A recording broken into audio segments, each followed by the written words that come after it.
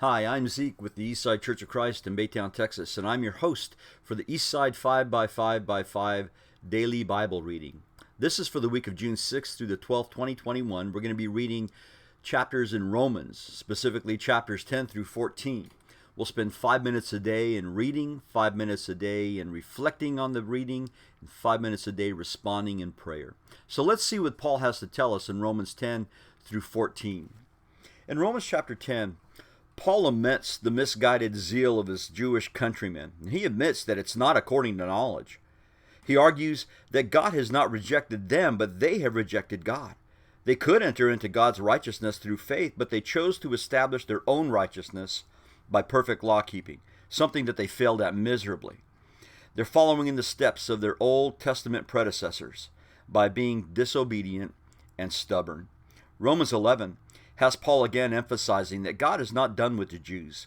Just as in Elijah's time, there are some who have accepted God's way of salvation, but the Gentiles shouldn't exalt themselves over the Jews either.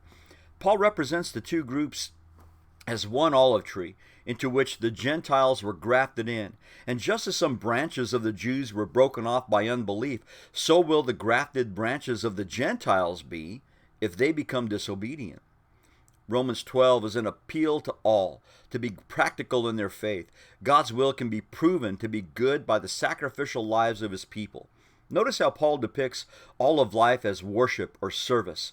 Each person has a talent, a gift, an ability by which he can glorify God by using it to build up his brethren. Paul emphasizes the idea of community, and he stresses the harmonious relationships all Christians should strive for.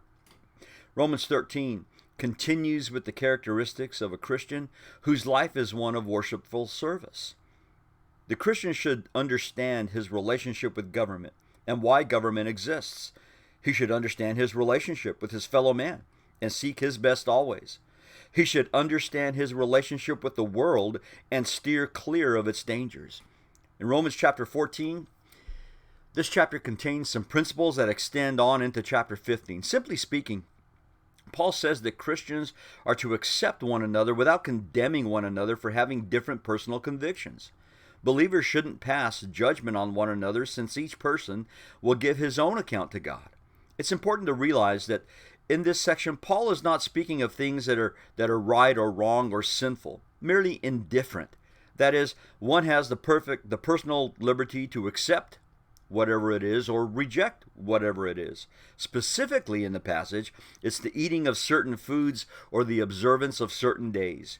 Don't, Paul says, force your view on your brother, but rather do everything for the building up of your brother. That's our Eastside 5x5x5 Bible reading for this week, and I hope that you'll spend the most significant 15 minutes of your day with us. Look for us on Facebook at Eastside Bible Readers or Eastside Church of Christ in Baytown, Texas, and you'll find a daily post of that day's chapter. Thanks for joining us. God bless you.